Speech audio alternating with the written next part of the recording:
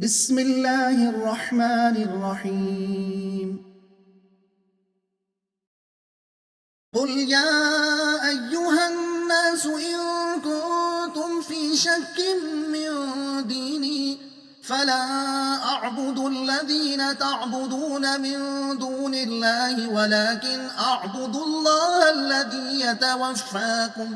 وأمرت أن أكون من المؤمنين وأن أقم وجهك للدين حنيفا ولا تكونن من المشركين ولا تدع من دون الله ما لا ينفعك ولا يضرك فإن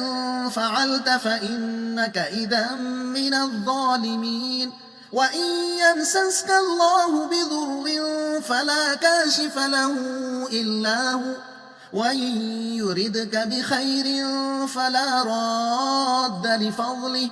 يصيب به من يشاء من عباده وهو الغفور الرحيم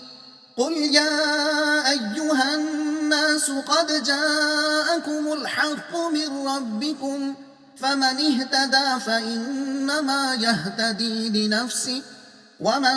ضل فإنما يضل عليها وما أنا عليكم بوكيل واتبع ما يوحى إليك فاصبر حتى يحكم الله وهو خير الحاكمين۔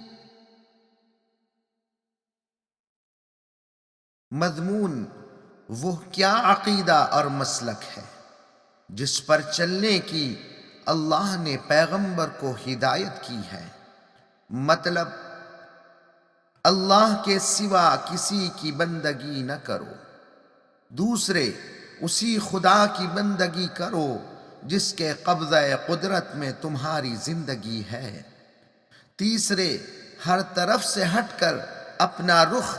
اللہ ہی کے دین کی طرف کیے رہو، چوتھے ان لوگوں میں ہرگز شامل نہ ہو جو اللہ کی ذات میں، اس کی صفات میں